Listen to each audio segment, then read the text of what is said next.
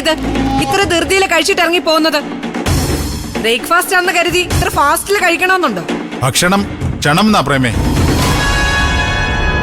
അത് തന്നെയല്ല, കുഞ്ഞളിയന് നേരത്തെ കോടതിയിലെത്തണ്ടേ സുധിയുടെ അച്ഛനെ ജാമ്യത്തിൽ ഇറക്കാൻ. ഓ, അതാണല്ലോ അവന് അത്യാവശ്യം. അതെ, അതവന് അത്യാവശ്യമുള്ള കാര്യം തന്നെ. സിദ്ധുവിന്റെ അത്ര വലിയ വക്കീലൊന്നും അല്ല ഞാൻ. എന്നാലും ഒരു കാര്യം പറയാതിരിക്കാൻ വയ്യ.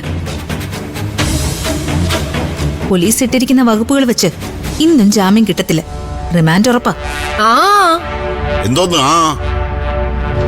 നീ എന്തോന്നിന് ആവശ്യമില്ലാത്ത കാര്യത്തിന് അഭിപ്രായം പറയാനും തലവുലിക്കാനും നിൽക്കുന്നത്? പ്രേമയ്ക്ക് എല്ലാത്തിനെയും ക്രെഡിറ്റ് വേണമല്ലോ അച്ഛാ.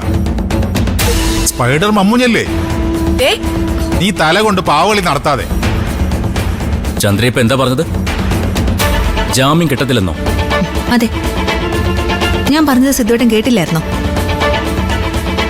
വകുപ്പുകൾ സ്ട്രോങ് ആണെന്ന്. റൂബി പഞ്ഞിക്കാരനിട്ട വകുപ്പുകൾ പൊട്ടിക്കാൻ പറ്റുമെന്ന് ഞാനൊന്ന് നോക്കട്ടെ.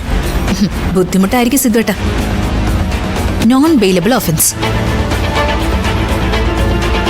സ്വാഭാവികമായും പോലീസ് കോടതിയിൽ ജാമ്യാപേക്ഷ എതിർക്കും. ഇത് നമുക്ക് രണ്ടുപേർക്ക് അറിയാവുന്ന കാര്യമാണല്ലോ. ചന്ദ്ര എന്നെ നിയമമൊന്നും പഠിപ്പിക്കണ്ട. സുധിയേട്ടന്റെ അച്ഛൻ ജാമ്യം കിട്ടിയിട്ട് കോടതിയിലും പോലീസ് കംപ്ലൈന്റ് അതോറിറ്റിയിലും ഒക്കെ പരാതി ഫയൽ ചെയ്യുന്നുണ്ട്. അന്നേരം അച്ഛനും പഞ്ഞിക്കാരനും വേണ്ടി വാദിക്കാൻ ചന്ദ്ര ഇറങ്ങിയാ മതി. യൂണിഫോം ഇട്ടു ഇടാതെയൊക്കെ അച്ഛൻ ഒരുപാട് തവണ കോടതി കയറിയിട്ടുള്ളതാ.